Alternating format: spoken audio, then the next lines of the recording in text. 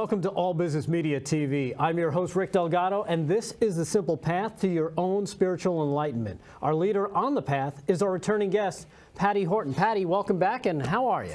I'm fantastic. Thank you for having me. Very excited to be here. Well, I'm glad that you came back and joined us. And last time you were here, we had a lot of fun. We did. You know, we also have some Kleenex just in case for this time. Well, you know, people cry. Yeah, I know. But before we get started, why don't you tell everybody a little bit about yourself and exactly what you do?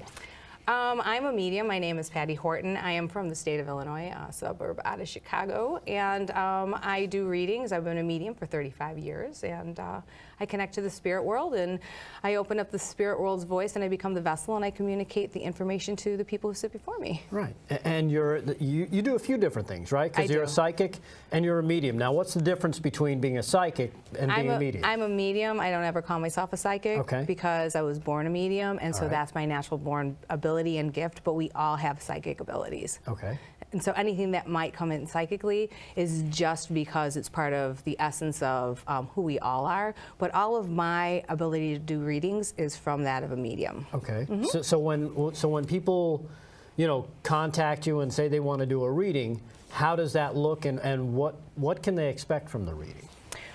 Well, I tell them, please don't tell me anything about your life, and people will get me on the phone. I'm like, listen, I have to go. Just text me and let me know what your availability is. And then when we sit for the reading, allow me to let the spirit world speak to the essence of your soul and where I find you at during the reading, and allow both worlds to collide. So I speak to the essence of your soul and pull forward the wisdom of the spirit guides and teachers, and I allow those who have crossed over to make their presence known should they have something important to say during the time of the reading. So you talk to dead people. I do, but you know what? They are more alive than you and I.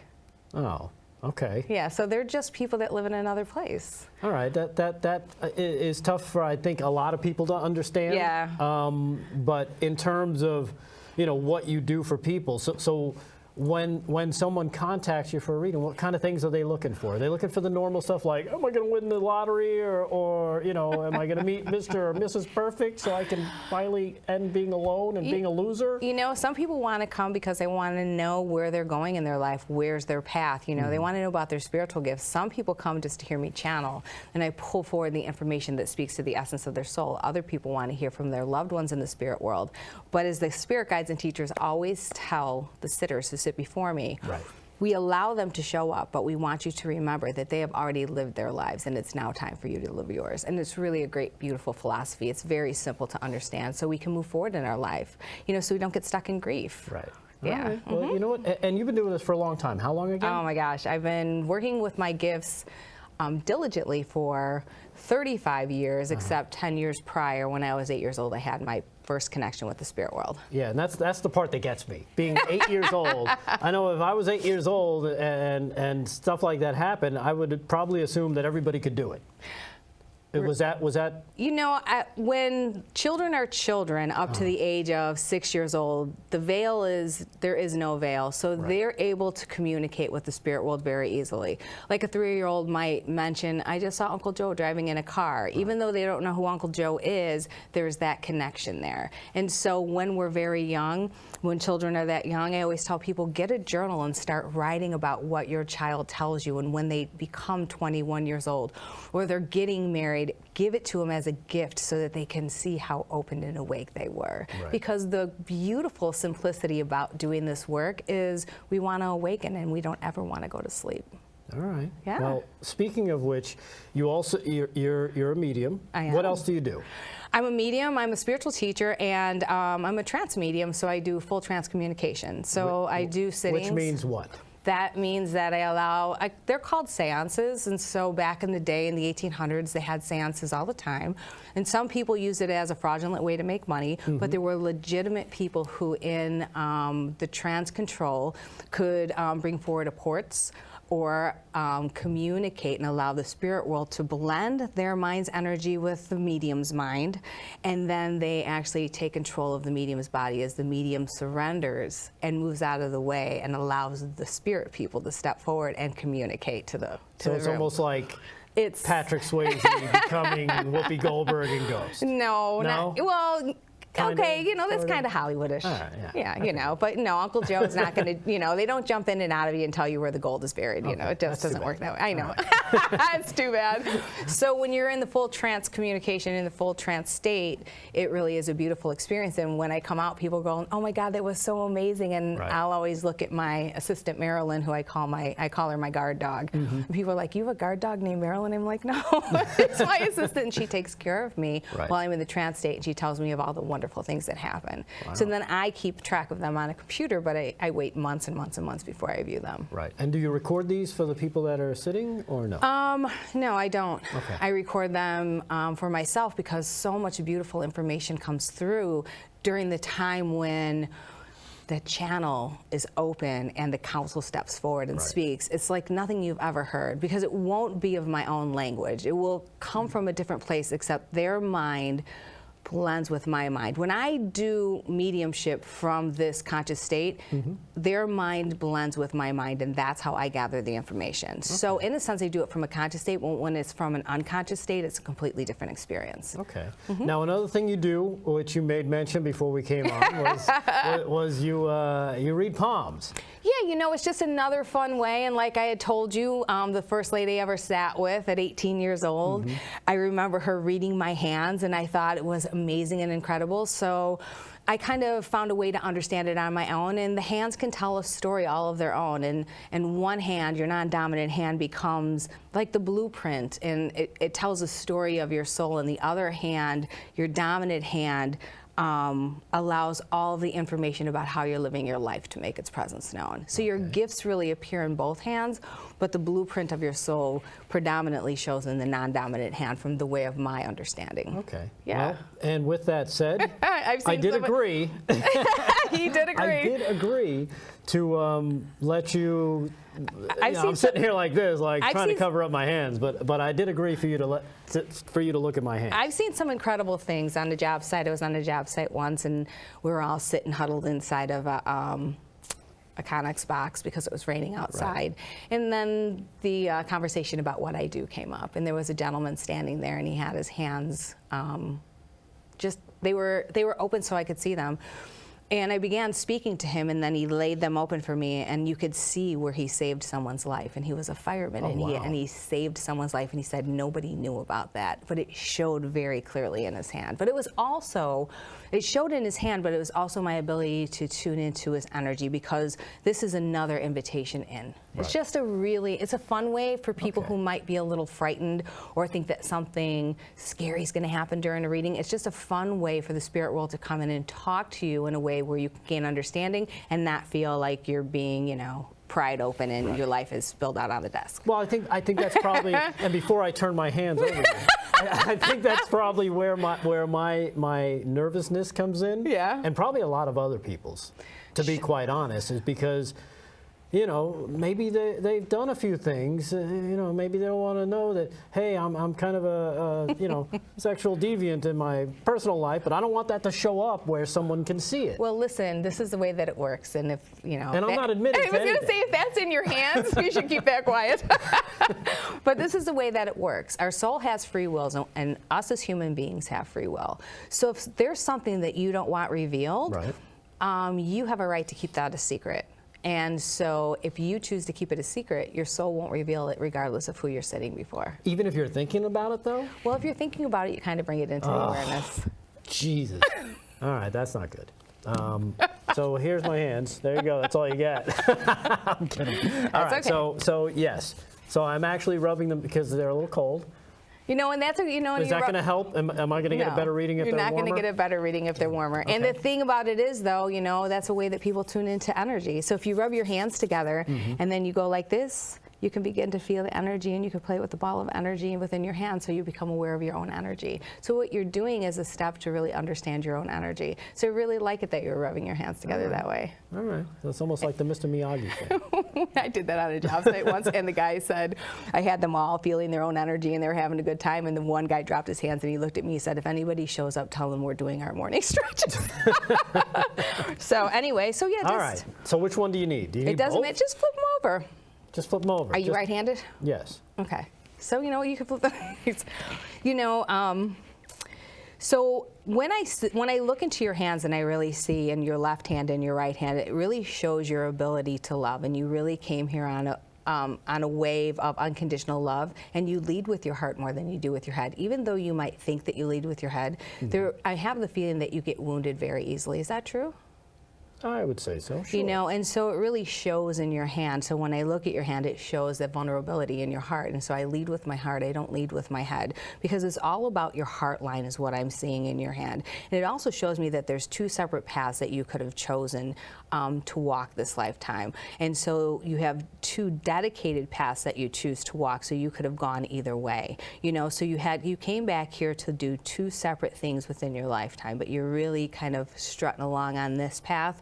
But don't be surprised if something doesn't present itself and all of a sudden you go, oh, you know, I think I might want to do that because there's something else for you. It also shows your creativity. So in what they call is the Mound of Luna, it shows your creativity. So it shows that you're a very creative person.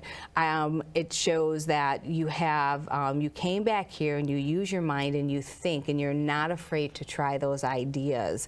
So it really shows where the creativity in your left hand of the blueprint of your life and the things that you've taken, the opportunities that you've taken and created. So there's a lot of creativity with you just by looking at your hands. And I know that some of these things are true about you, because I only know that we don't know each other very much. This is only the second time we've ever met.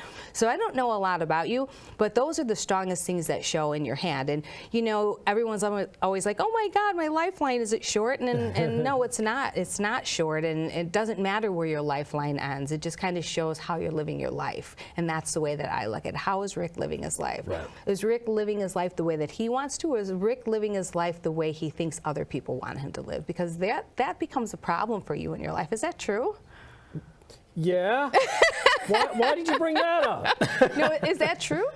Probably, yes. You know, I mean, would say yes. Okay, so you would know that. So you have to really kind of start standing in your own power and living to your own truth instead of worrying about how do I live to make other people happy and come back and make yourself happy. Make sense? Yep. And so that's just kind of the simplicity of what I see in the hands without going too deep, because I know you're very private and I know that this stuff scares you for some reason. So this is just kind of an idea of how someone could step forward and give you some information about your life, knowing that we're not going to, you know, suck your soul out and put it in a jar and I'm going to stick it in my closet. And, or just know all the sordid little details, you know. It's like all the skeletons in my closet. Right, you know. And I want to keep them there. You know what? Who doesn't have skeletons in their closet? And one thing you need to know, the more you stuff in that closet, the less likely that door is going to stay shut.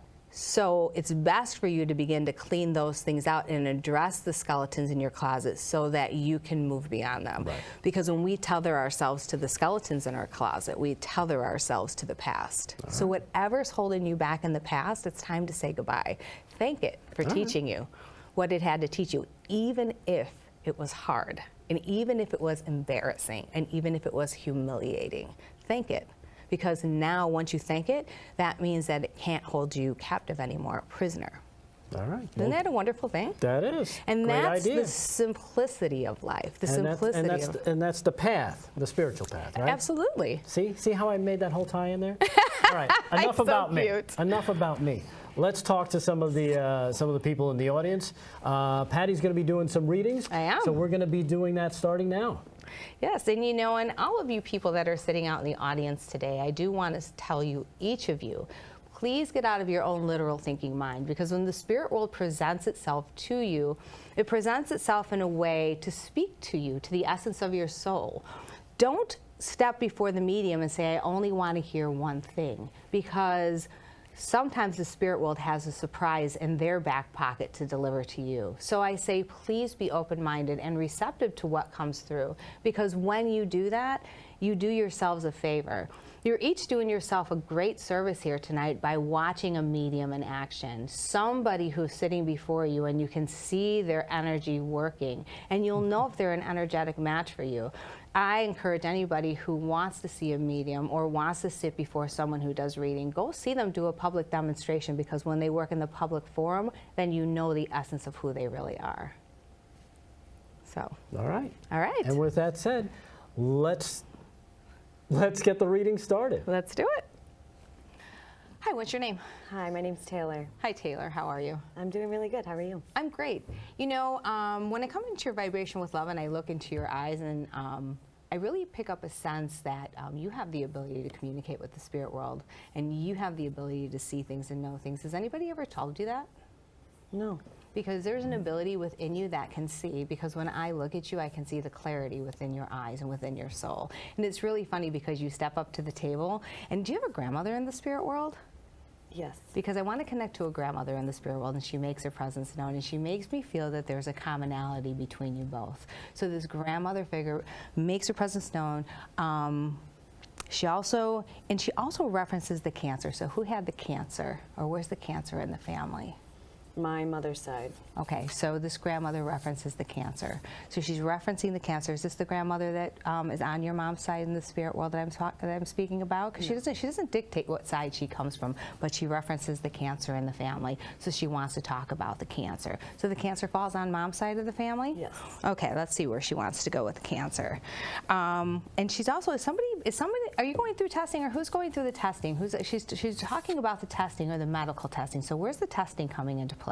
My mother's mother, so my... Okay, so she's talking about the testing and the medical testing, so she's very much aware of what your mom is going through. So she's kind of drawing closer, drawing near, because she wants to make her presence known. She wants to be there as a support system, because she makes me feel that she was a great support system when she was alive. Is that true? Yes. And so she wants to make sure that it's almost as if, you know, she wants to bring them the chicken soup, or she wants to have the cup of coffee, or she wants to say, is there something that I can do for you? So she makes me feel like that's the kind of woman and human being that she was in the living world, and she wants to make her presence known while she's in the spirit world. And she says that, and she teases me a little bit. She says this is the living world too. So your grandmother makes me feel that if you're incorrect, she'll correct you. Is that true about her? Yes. Because she wants to correct me, and she wants to stop me in my tracks, and she wants to, you know, give me a little correction, and she wants to make sure that I communicate in the exact way that she would. So she makes me feel that she was very deliberate in a way that she would speak and in her actions. She makes me feel that she followed through on things. The follow through is very important for her. So she wants to follow through on this, because she makes me feel that somebody's going to need support with the testing that's going on. So is Mom having a little bit of a difficult time with Grandma's testing? Yes. You know, so she comes in, so she's talking about that. So she's asking, you know, you to step forward and be that support system for your mom. So are you doing that? Yes. Okay, so she wants to, she's making a reference. She's making me feel that that's very important. And she makes me feel that this is where you pull forward who she was in the living world. So that's where she says the common bond comes forward, because you step forward in the shoes that she would have, because she says that it takes a person of great strength to stand with those who are in moments in their life where they're facing difficult times, especially around health. So she says that you have that great strength. And then she also talks about speaking. So did you speak at her funeral, or she's talking about the speaking? Did you speak on her behalf, or have you spoken on someone's behalf? She's talking about the speaking. Are you doing any kind of speaking? Have you done public speaking? She's talking about the speaking. I have. Okay, so you know, don't be surprised if you don't speak at somebody's funeral. Don't be surprised if you don't have to write that eulogy and stand there in that great strength and say what you have to say. Not saying that your grandmother, you know, eventually everybody passes away, but she's talking about how powerful this is and how healing it is. Because she says when you can pull forward the moments of those who once walked the earth and were alive, it gives people a point of remembrance, and so you bring the memories to life. And so she says you have a great ability as a public speaker. Did you know that? No, actually I didn't. I've been working on it. So, but you said you do some public speaking, yes? Yes. Okay, yeah. So look for it to morph into something else. You're going to take that skill and you're going to put it where it's needed. But she comes around the backside and she says thank you. And she thanks you for being that pillar of strength, because she knows what it takes to be the pillar of strength. And she also talks about one of her children. Is one of her children in the spirit world with her? She talks about a child in the spirit world. Yes. And so she talks about the child in the spirit world, and the child in the spirit world is there with her. So she references that. So she makes me feel like she has one of her own with her. So she talks about that. She also connects me to the cherries or the cherry tree. The cherries are the cherry tree. The cherries are the cherry tree. And she connects me to picking the cherries. So You might have to, if you can't connect the dots, you're going to have to ask, but she's referencing the picking of the cherry. So are you aware of the fruit picking by this grandmother? No. Okay, so she talks about this, so she's asking you to go back, do your research. You're going to find out where the cherry picking comes from. She also references the pie baking. So was she a pie baker? Yeah. So she makes me feel like the cherries were something that they made pies with. So does she like cherry pie? Yes. I hate cherry pie. And so back in the day, she's making me feel as if they picked the cherries themselves and they split them, they pitted them, and she made the cherries. And she said, and she talks about them cooking them down. And she makes me feel like there's a great joy. She got great pleasure out of being able to cook those pies and cook those fruits on the stove. She also talks about the jelly jars. Did she jelly? Mm-hmm. And so she talks about the jelly. So who's not doing that anymore? Who in the family? She's asking, is somebody not doing it? Is there somebody in the family that was doing that that's not doing it? She talks about wanting to bring it back to life. So where has it fallen away? Probably my cousin. So she talks about that. So so she asks you to remind them. She thinks it's very important, but she also thinks it's important when family is together and they do it as one. Mm-hmm. Does that make sense? Yes, it does. And so this is really important. So she comes through. She makes me feel she was a very important person in the family, but she also makes me feel she was a matriarch in the family. So she takes her rightful place here today, and what an honor and a gift that is. Mm-hmm. You know, and it's really funny because I see a big question mark over your head. So I feel like you have a question. Did you have a question?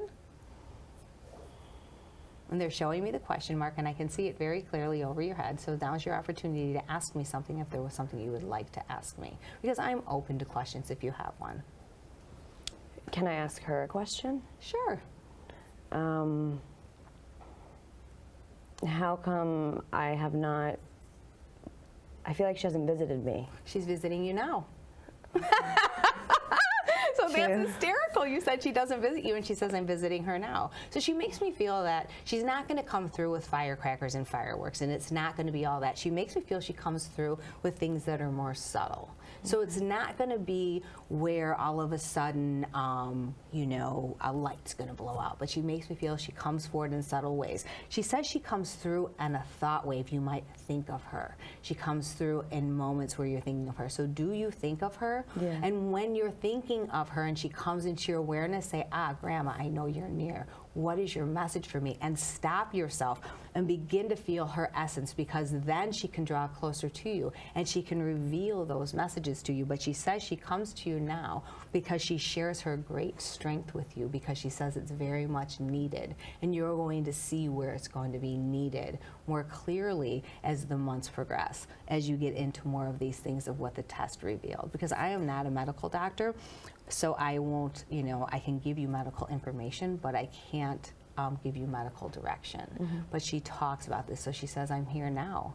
You know, so she kind of chuckles at you a little bit. Yeah. So she teases you. So she has made her presence known here. Is that who you came to see tonight? Yeah. So very good.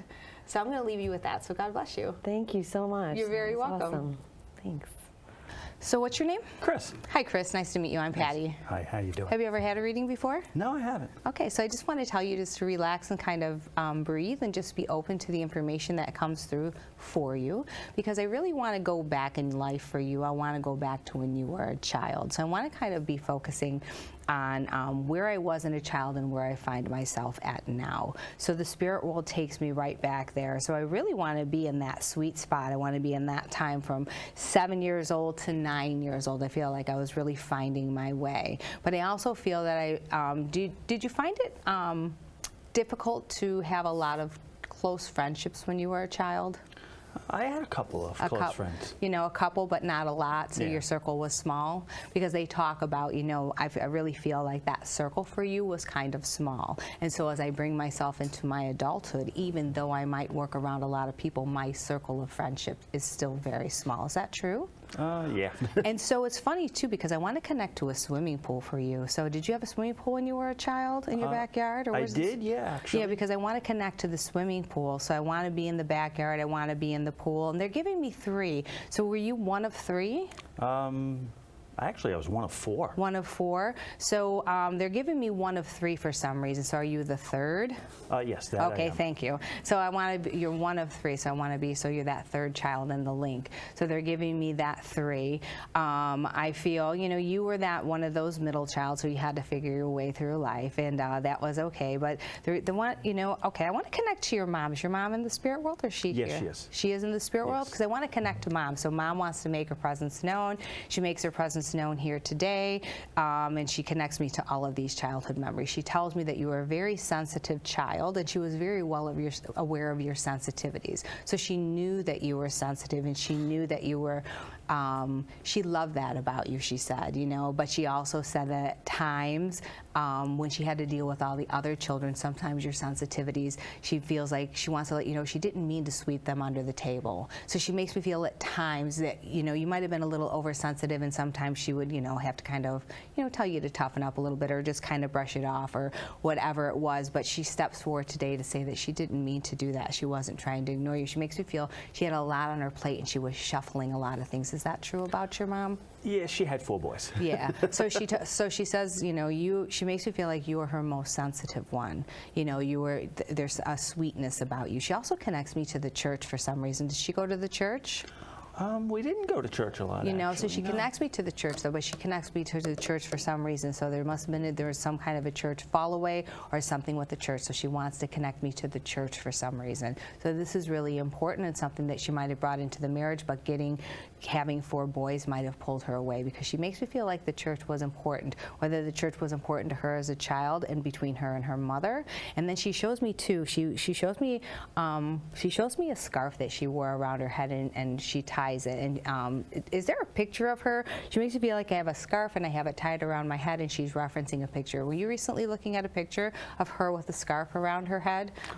I don't believe so. I know she wore something on her head, whenever she went outside. Okay, so she's showing this. So don't be surprised if you don't come across it, because she's referencing a certain picture. So don't be surprised if you don't start going through her things and then the picture of the scarf, because she shows me herself with the scarf on her head. She makes me feel that she had, I know this is going to sound odd, but she's also connecting me. Was there somebody in the family, somebody on her side of the family that worked in the meat department, or was a butcher? Because she's connecting me to the butchering of animals. I don't know about that. I know my father did some deer hunting. She's connecting me to the butchering of the animals, whether she's connecting to your father and the deer hunting or what it was, but she's referencing somebody in the family that used to butcher meat. So she's referencing the butchering of the meat. So whether it's there, but I really want to connect back with her. So do a little, sometimes we have to become that investigator, but she's connecting me also because they see somebody, they have the apron on, they have the white apron on, the white shirt, they have the blood stains on the thing from doing the working in the butcher department. So see who that might be. Just stick that in the pocket and save it for later, because it will make sense when you go and do your research. So she's connecting to these little things about her life. She's giving me the number 7 around her. Was she one of 7? She's giving me I don't think so. And she's I think giving me she 7. was 2. She's giving me 7. 7, 7, 7, 7, 7 is significant for her. 7, 7, 7. Was her birthday on the 7th? Did she pass away on the 7th? Was she born in the month of July? She's giving me the 7 as being very significant. She wants to give me this That's number. really weird. I don't know where the 7 is. So see where the 7 comes into play, because the 7 is very important. So she gives me this number 7. 7 is important for her life. 7 is significant. She's giving me 7. She connects it to the family. Was anybody born on the 7th of a month? Anybody born in the month of July? So see where that all comes into play, because she's connecting me to the 7. She says it's very, very important. She also says you're very much of a literal thinker. So you're when you think in very literal terms. So if somebody was to come and tell you something, even if they were to tell you a lie, you would take it as truth, and then you get wounded or hurt because they have lied to you. So do you find that you're very literal in your thinking, or that you take and so you take people at their word? If someone comes and tells you something, you take it as truth and as gospel, and if it doesn't come true, you're kind of like, oh, I can't believe that, and it's always shocking to you, no matter how many times, because she says you're a very trusting and very open soul. So she says she thanks you for that, and that she loves you for that, and she gives the number 12 as being, I want to be in 12, I want to be in the month of December. How is the month of December significant? I want to be in the month of December, and I want to be at a 12. 12, 12, 12, 12, 12. So see where the month of December is significant around your mom. She brings it forward, okay? But she gives me it in the number 12, but I want to connect to the month of December. I feel like I want to be, whether there's a birthday in December or there's, there is. and so she references that, and so that's really very important. So she wants to make sure that somebody gets a happy birthday. One of your brothers in the month of December? My father. Your father? Your father's still alive? No, he isn't. He's not. But she wants to reference that birthday because it's very important. She makes me feel that she was more hands-on. Even though Dad did his thing, she makes me feel that she was more hands-on, and so she was more the front person in the family, in the relationship, in the house. So she talks about this. So she makes me feel that she was a very important part of the family. She makes me feel that her loss was huge for you. So did you have a hard time dealing with the passing of your mom? I don't know about the passing. The couple of weeks right before it.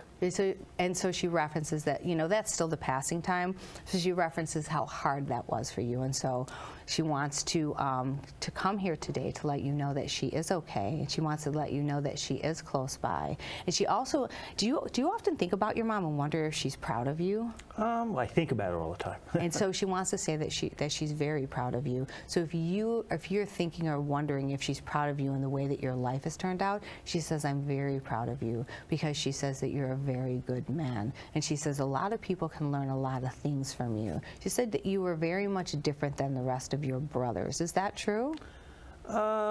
Maybe. Me and my younger brother are kind of technical. Well, she together. says that you were very unique and different than the rest of your siblings. So don't try to think of it as such a literal way, but she wants you to think of it as her acknowledging who you are as a child and who you were growing up into the man that you have become.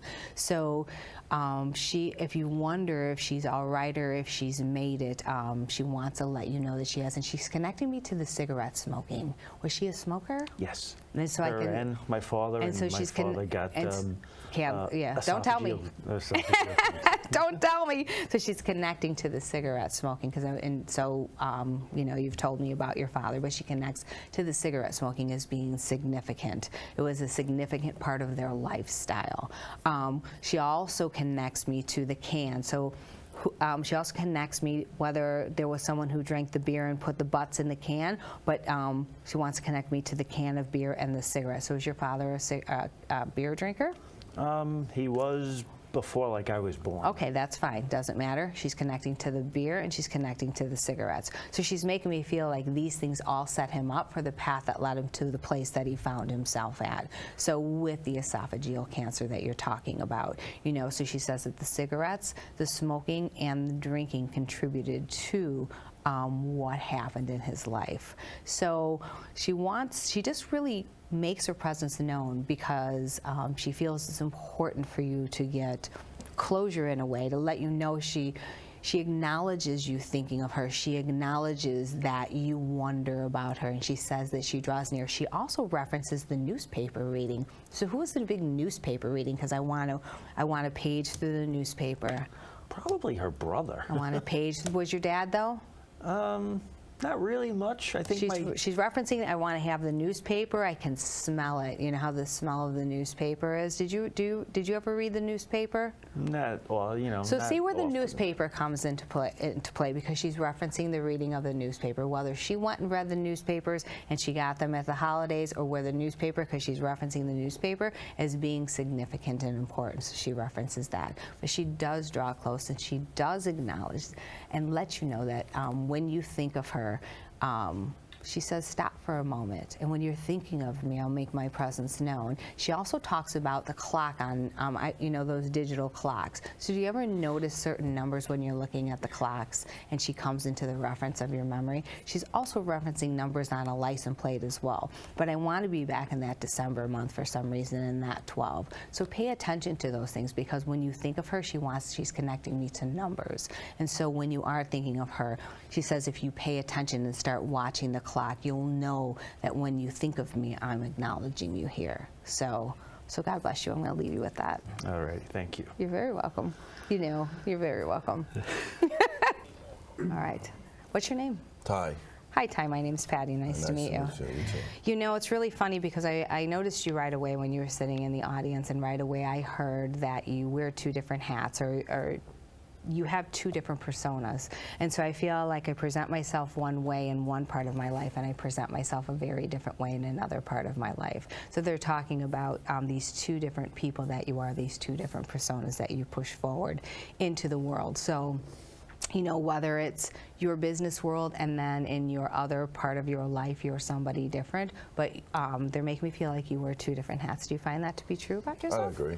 Okay, good, because I feel like I wear two different hats in my life. You know, and they also make me feel that you're very serious, and so there's this seriousness about you, and they also make me feel that you're a big thinker of things. So I find myself, I want to be up in my mind and thinking about things. I'm always trying to figure things out, or I'm calculating things. Do you find that to be true about yourself? Yeah, I agree. You know, so you're always up in your head, and so it's almost as if you're that Gemini, and so the Gemini is always in his head, and so the Gemini can be very analytical, very swift, very smart, you know, but then the Gemini has the other side, so your brain really works like that. But they make me feel you're very left brain, so I'm very logical in my thinking. I don't think outside of the box. I don't believe in woo-woo. I don't believe in, you know, BS. So they're making me feel that this is very significant about you. Is that true?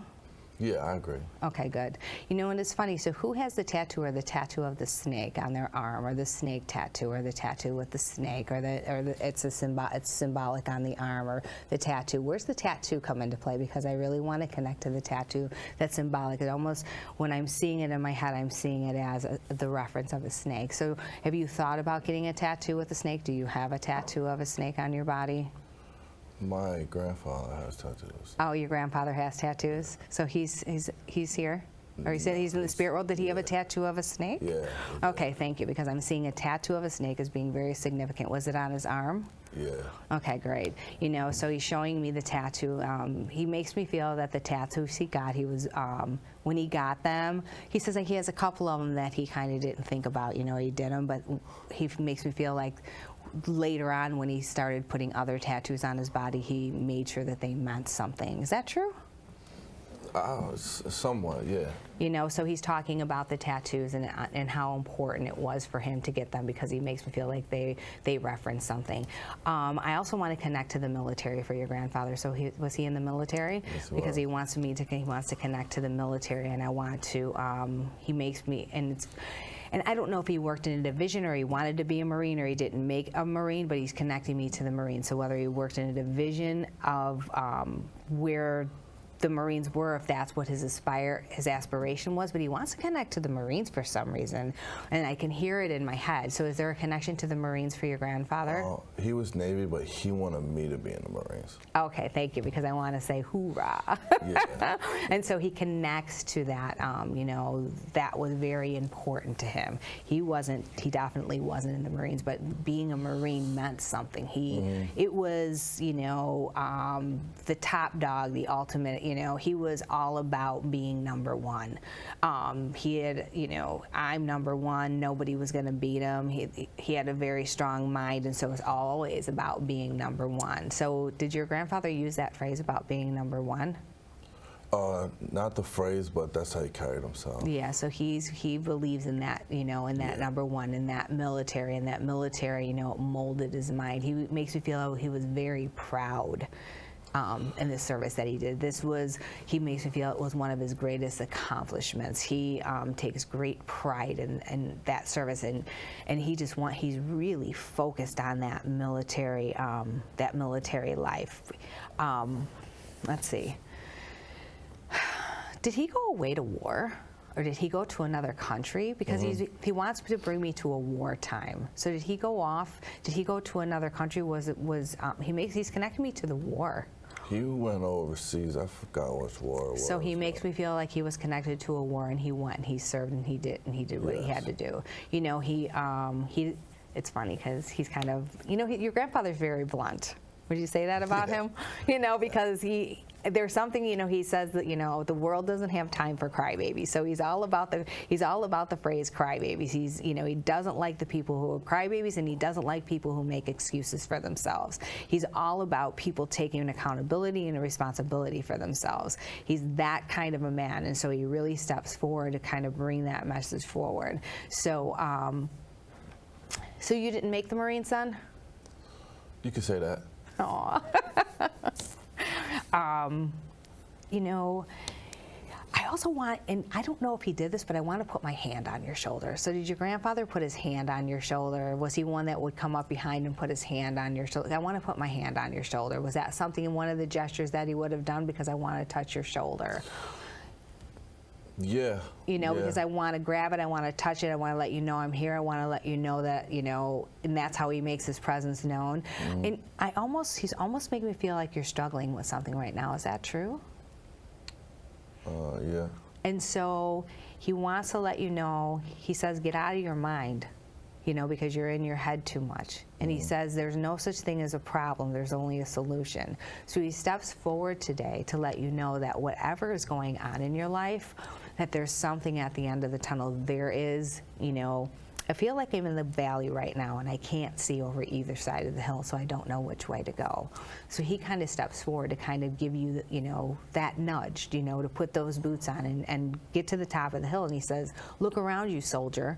You know, he's all about the wartime. That takes great pride, but he says it takes great strength to be a man, to be able to pull yourself up out of that foxhole and get on top and see what's going on. So he says, get up out of that foxhole and stand on the top of the hill and look around you. He says, because the answer is clear. So he acknowledges your struggle. He acknowledges what's going on. So he wants to let you know that he's near, but he says that you're getting in your own way of the answer. You're getting in your own way of the solution. So you're getting in your own way, he says. He says you're very stubborn. Is that true? Yeah. So he acknowledges that stubbornness, but he also says that it's that stubbornness that gets in your way, and it's that stubbornness that stops you short from living your life, and it's that stubbornness that's getting in the way of what's going on in your life right now. And so are you, okay, do you have a girlfriend, a wife, or, and so are you having any problems in that area of your life right now? Not anymore. Not anymore? Okay, so you've gotten that all squared away. Okay, so were you married and then you went on to a girlfriend? No, I had problems in my relationship with my girlfriend Okay, you know. prior to this conversation. Okay, so that's all right, great. So he's connecting the dots to having those problems, or you know, with that female partner. So, oh boy, okay, all right, so. I know these are always hard. Whenever I'm struggling with what I want to say because they're pushing it through. So Making me nervous. I'm sorry. So does your girlfriend want to get married but you don't? Or are you thinking about buying the ring and you just haven't? The second one. So you're thinking about buying the ring and you just haven't, and something's stopping you short, right? Yeah. Because I feel like there's something to do with the ring here, and there's something to do with, do I do it? Do I move forward? Am I going to get it? Because there's a part of her that wants the ring, but there's a part of you that's holding yourself back from it, and what's holding you back from it needs to be kind of reflected upon a little bit, you know, and not to say that she's the one or she's not the one. But they're also asking you to slow down a little bit for some reason. So it's kind of like, I've come out of the mess and then I'm going to buy a ring. You know what I mean? So they're saying slow down a little bit, and because they're making me feel you still have a few things to work out with your girl. Is that true? That and just life in general. You know, so she becomes part of your life and just working out all those other things in your life, and then all of a sudden you come and then she becomes the dumping ground, and so you have to get a grip on the other things that are going on outside of yourself in order to put that ring on her finger and live the happy life. Because it doesn't matter if you put the ring on the finger, they're saying you have to be happy on the inside, and you have to find a way to be happy on the inside, because until you can find that happiness, it's going to be difficult for you to give her the happiness that she wants, because you're fighting an internal battle. It's almost like you're fighting an internal war. Is that true? That's correct. Okay. So Grandpa shows up to remind you of what it means to be a Marine, even if you didn't make it to the Marines or whatever happened there. He wants you to remind you of what it means to be a team player, be that Marine, but be that soldier and that strong-willed and minded person, because for him, that's what life is all about. You almost feel like you fell short. I almost want to say I fell short in life. I fell short somewhere. So where are you beating yourself up at? because I want to say that I'm beating How myself. much time you got? I got like all the time you need, but they're making me feel that you've fallen short in an area of your life. And so when you fall short here, then you fall short there, then you fall short there. I feel like I say I'm never going to be able to do anything right, or I can't do anything right. And so wherever you have that thought in your mind, they're saying you need to correct it. And Grandpa comes forward to lend you some strength. He puts his hand on your shoulder and he reinforces his love for you, yet he reinforces the strength that he knows you have inside of you. And that's why he brings the Marines up, because he says, I know what you're made out of. Because I feel like he brings me back to childhood for you, and he makes me feel that even in childhood you had some very difficult moments. Is that true? Yeah. You know, because I feel like it's tense. I feel like, I might have gotten myself in a little bit of trouble, but don't let your troubled moments dictate who you are and where you find yourself at today. Because sometimes you don't want to take that into the workplace. Have you been taking some things into the workplace that don't belong there? Because I feel like I might be carrying, even if you don't No think, work you for don't me have right any now. work? You're out of work? Yeah. Did you had a job? But prior to. And so you took your problems into your work? Yes. And so that's a problem. So you have to kind of like separate all of that stuff, and you need to find the balance beneath your feet, because they're telling me that you've been out of balance for quite a long time. So also I must ask you too, were you or did you at one point in your life kind of suffer from depression or take any kind of medication for it, or, find something to balance out those highs and that lows? Was it something that you did as a child, or something that was kind of broached to you about your adulthood that you're kind of like thinking, well, if I take that, then I'm, I don't want to call you a loser, but you know what I'm saying? I was a drug addict. Okay. So then that gives you those moments of depression, and so that's where you fight with it. So there's ways to kind of help you get over that hump and figure things out. You can do it in a way where you take responsibility for where you're at and see that you can manage in a different way. So your grandfather steps forward, and I almost want to tell you that I believe in you. And he says, I can believe in you all I want, but until you start believing in yourself, it doesn't make a hill of beans what I think. I mean, your grandfather's no nonsense, in your face, going to tell you like it is, but he also doesn't want you to give up on your life. He doesn't want you to give up on yourself. He doesn't want you to throw the towel in. I feel like I'm at the boxing ring, and I'm just going to let the guy pummel me, and I'm just going to throw the towel, and I'm done. And so I feel like life has beat me up that way a little bit, yes? Mm-hmm. But I want to tell you that it's a new day. I'm supposed to tell you, too, that, don't let the past dictate who you are now. Because until you get these things squared away, you're going to come back to that situation with your girlfriend, and then all of a sudden that can of worms is going to be opened again. And until you both are on the same page, your relationship is not going to be that healthy relationship of where you want it to be. I feel that I have a little bit of work left to do. I feel like the next 18 months are going to be very significant for you here. I feel like I've come out of something and I want to make a new start in my life, but I'm not exactly sure how. And the new start begins with you. And the new start begins with every thought you have when you wake up in the morning. Because sometimes I feel they're making me feel as if I wake up and my thoughts aren't of a positive nature, or I might be carrying something over from the night before and rehashing it out in the morning. So they're asking you to wake up more with clarity of mind and thought, and stop bringing yesterday into your today. Because what happens is you bring yesterday into your today, and then your today becomes your tomorrow. And it's kind of like a little pattern that you've set up. It's kind of like you set up a little bit of self-destruction for yourself, but you do it because there's a part of you that doesn't think that you deserve anything better. So wherever, I feel like I need to right a few wrongs as well. So whoever in your family you need to right those wrongs with, I feel like you have an open door to be able to do that. And whether it starts in writing a letter or putting it on paper in order to pave the way for that healing to begin and that forgiveness, it has to start with a step. And so does that make sense to you? Mm-hmm. Okay. So I know that was kind of heavy.